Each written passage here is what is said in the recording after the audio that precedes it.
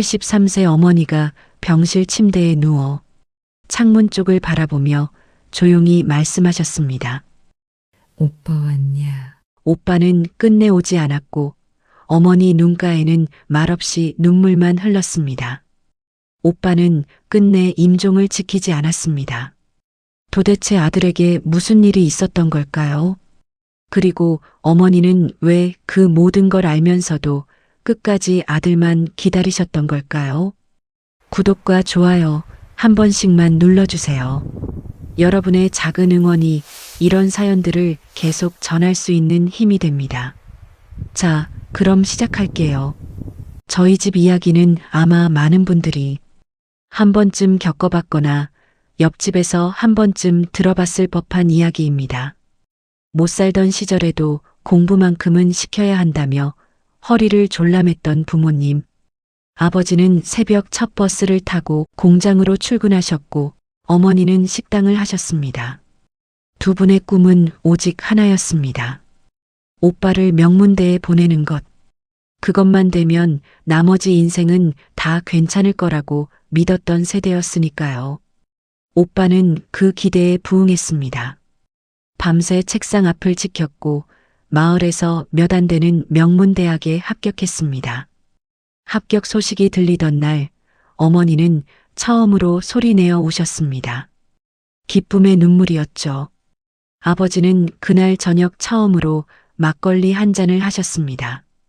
평소엔 그러지 않는 분이셨는데 저는 그때를 지금도 선명하게 기억합니다. 온 가족이 둘러앉아 손을 맞잡고 어머니는 오빠 등을 토닥이며 우리 아들 해냈다를 되풀이하셨죠.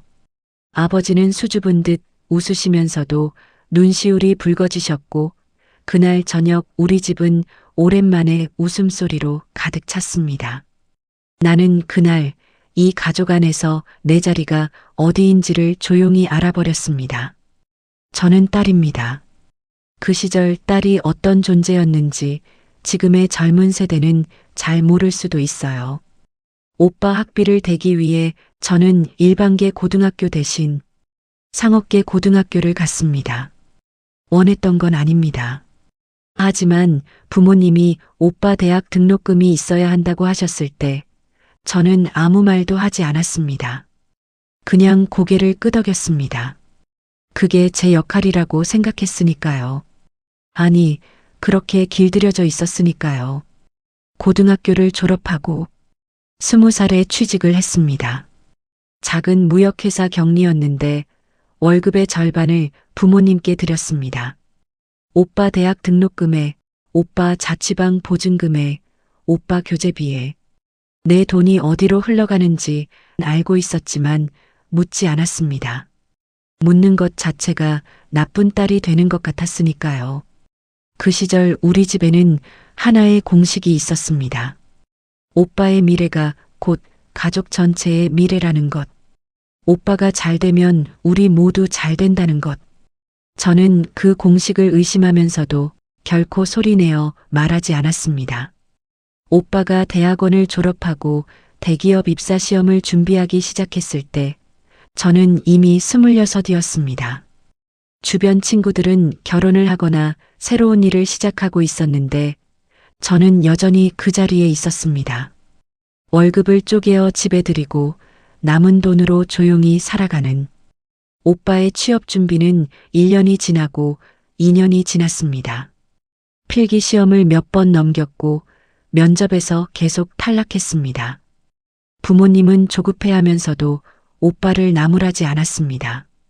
이번엔 될 거다. 이번엔 꼭 될 거다. 그 말이 계절을 따라 반복됐습니다. 저는 점점 불안한 마음이 들었습니다. 혹시 이건 끝이 없는 게 아닐까 하는 생각.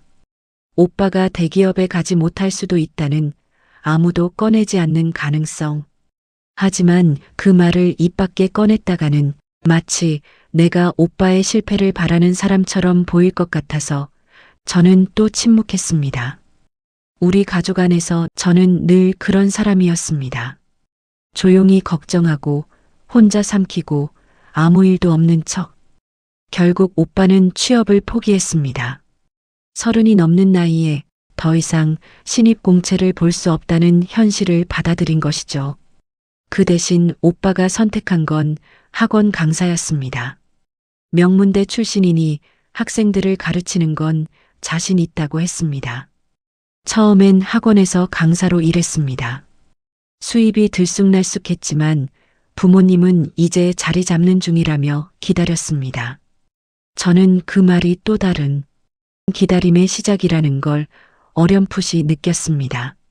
4년이 흘렀을 무렵 오빠가 직접 학원을 열겠다고 했습니다. 본인 명의로 강의 브랜드를 만들고 제대로 된 공간에서 수업을 하고 싶다고. 그 말이 나오는 순간 저는 심장이 철렁 내려앉는 걸 느꼈습니다. 학원 창업에는 적잖은 돈이 필요합니다. 인테리어, 보증금, 강사 채용비, 교재 제작비. 오빠에겐 모아둔 돈이 없었고 당연히 그 돈은 부모님한테서 나올 수밖에 없었습니다. 부모님의 전 재산, 노후를 위해 모아두었던 그 돈. 아버지는 잠시 망설이셨지만 어머니가 먼저 말씀하셨습니다. 우리가 지금 안 도우면 누가 돕겠어. 얘가 한번 제대로 해보겠다는데.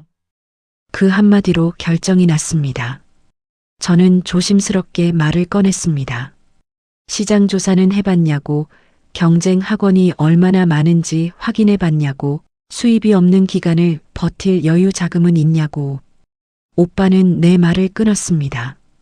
너는 항상 그래. 뭘 해도 부정적이야. 부모님은 아무 말씀도 하지 않으셨습니다. 그 침묵이 곧 답이었습니다. 제 말은 언제나 그랬듯 공기 속으로 사라졌습니다. 학원을 열었습니다. 처음 몇 달은 학생들이 좀 왔습니다.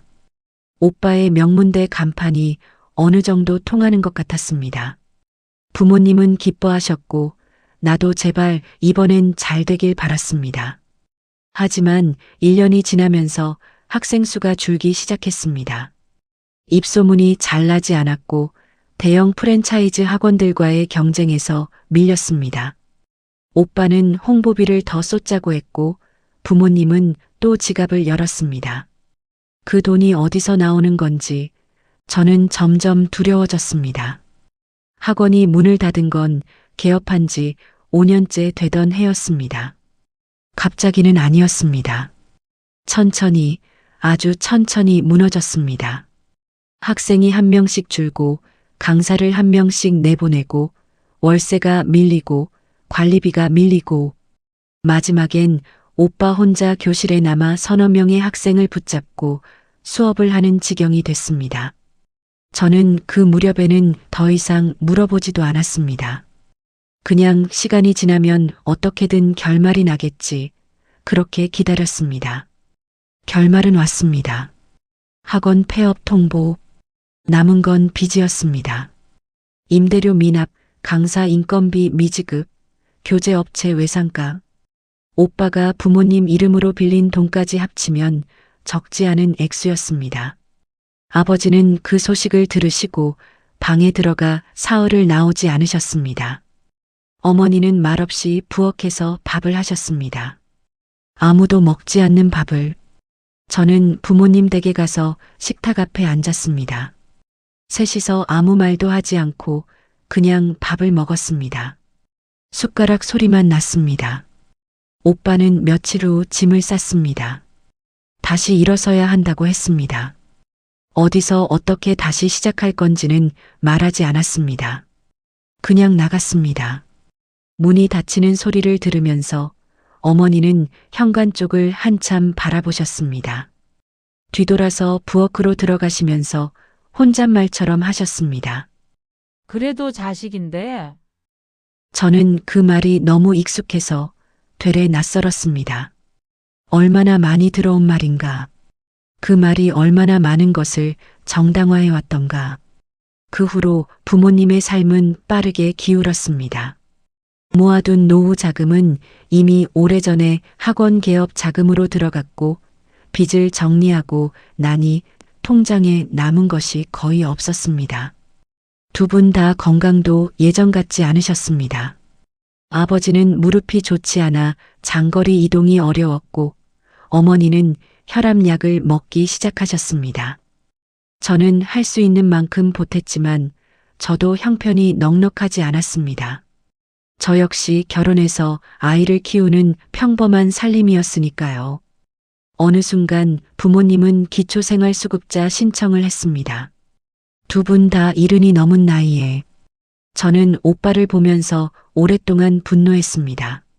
하지만 어느 날 밤 잠들지 못하고 천장을 바라보다가 문득 이런 생각이 들었습니다.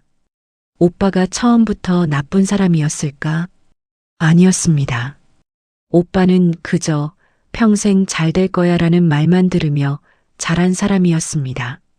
실패를 경험하고 스스로 일어서는 법을 배운 적이 없었고 현실과 부딪혔을 때 책임지는 법을 아무도 가르쳐 주지 않았습니다. 부모님의 사랑이 넘쳤던 만큼 오빠가 감당해야 할 현실은 더 가혹하게 느껴졌을 겁니다. 그게 오빠를 변명하는 말은 아닙니다. 다만 저는 그 전체를 다시 보게 됐습니다. 그리고 저는 제 아이를 바라보았습니다. 아이가 무언가를 어려워할 때 저도 모르게 먼저 손을 뻗고 싶어집니다. 힘들어하는 모습을 보면 그냥 해결해주고 싶고 실패하는 꼴을 보는 게 너무 마음 아파서 미리 막아주고 싶어집니다. 그게 부모의 본능이라는 걸 압니다. 하지만 저는 이제 압니다. 그 손이 때로는 아이의 발목을 잡는다는 것을, 스스로 넘어지고 스스로 일어나고 그 과정에서 나는 할 수 있다는 감각을 몸으로 익히는 것. 그것이 부모가 줄 수 있는 가장 단단한 사랑이라는 것을 저는 제 아이에게 결과보다 과정을 보여주고 싶습니다. 1등을 해야 사랑받는 게 아니라 최선을 다하는 태도 자체가 값지다는 것을, 실패했을 때 위로받는 것이 당연한 일이고 도움을 구하는 것이 나약함이 아니라는 것을, 그리고 무엇보다 가족 안에서 어느 한 사람만 빛나는 게 아니라 모두가 각자의 자리에서 존중받는 분위기를 만들어주고 싶습니다. 오빠에게 쏠렸던 그 시선이 저를 얼마나 오랫동안 보이지 않는 사람으로 만들었는지를 저는 너무 잘 알기 때문입니다. 사랑은 방향이 중요합니다. 고르게 흐르는 사랑, 조건 없이 기다리는 사랑, 그러나 현실을 외면하지 않는 사랑. 저는 그걸 어머니의 실패에서 배웠습니다. 어머니를 탓하는 게 아닙니다. 그 시대를 사셨던 분이고 그 방식이 최선이라 믿으셨던 분이니까요. 다만 저는 그 사랑의 무게가 가족 모두를 어떻게 짓눌렀는지를 똑똑히 보았기에 제 아이에게는 다른 방식으로 사랑하겠다고 다짐합니다. 넘어져도 괜찮다고, 돌아와도 괜찮다고, 그러나 스스로 일어서는 사람이 되어야 한다고. 그게 제가 오빠의 삶에서 건져낸 단 하나의 교훈입니다. 어머니가 돌아가신 건 그로부터 2년 후였습니다. 병원 입원, 수술, 회복, 다시 악화. 그 반복 끝에 조용히 가셨습니다. 마지막 며칠 동안 어머니는 말씀을 거의 못 하셨습니다. 그런데도 눈을 뜨실 때마다 문 쪽을 바라보셨습니다. 저는 알고 있었습니다. 누구를 기다리시는지. 오빠 왔냐? 그 한마디를 하루에도 몇 번씩 되뇌셨습니다. 목소리는 가늘었고 눈가엔 늘 눈물이 맺혀 있었습니다. 저는 그때마다 곧 올 거야라고 말했습니다. 거짓말인 걸 알면서도 어머니를 편하게 해드릴 수 있는 말이 그것밖에 없었으니까요. 오빠는 끝내 오지 않았습니다. 그래도 어머니는 마지막 숨을 거두시는 순간까지 단 한 번도 오빠를 원망하는 말씀을 하지 않으셨습니다. 저는 그게 가장 이해하기 어려웠습니다. 모든 걸 잃고 병실 침대에 누워서도 찾아오지 않는 아들을 기다리면서도 어떻게 원망 한마디가 없을 수 있는지. 저라면 절대 그러지 못했을 겁니다. 하지만 어머니는 달랐습니다. 오빠가 잘 되길 바라는 마음, 오빠가 어디선가 씩씩하게 살고 있기를 바라는 마음. 그 마음이 원망보다 훨씬 컸던 겁니다. 그게 어머니의 사랑이었습니다. 어머니가 가시고 나서 저는 한동안 멍하게 지냈습니다. 슬픔보다 먼저 찾아온 건 허탈함이었습니다. 평생을 자식을 위해 사셨는데 정작 마지막 자리는 너무 쓸쓸했으니까요. 그런데 시간이 지나면서 조금씩 다른 감정이 올라왔습니다. 어머니의 그 사랑이 비록 방향이 기울어져 있었어도 진심이었다는 것. 계산 없이, 조건 없이 끝까지 자식만 바라보았던 그 마음이 진짜였다는 것. 저는 이제 어머니를 원망하지 않습니다. 오빠도 더 이상 미워하려 하지 않습니다. 다만 이것만은 압니다. 사랑은 크기만으로는 부족하다는 것을. 아무리 깊은 사랑도 방향을 잃으면 사랑받는 사람도 사랑하는 사람도 결국 함께 무너진다는 것을. 어머니의 삶이 저에게 남긴 건 후회가 아니라 어떻게 사랑해야 하는지에 대한 긴 질문이었습니다. 저는 그 질문을 안고 오늘도 제 아이 곁에 앉습니다. 오늘 이야기 여기까지입니다. 끝까지 들어주셔서 감사합니다. 혹시 주변에 비슷한 사연을 가진 분이 계신다면 이 영상을 공유해 주세요. 그리고 아직 구독 안 하신 분은 구독 버튼 눌러주시고 다음 이야기에서 또 뵙겠습니다.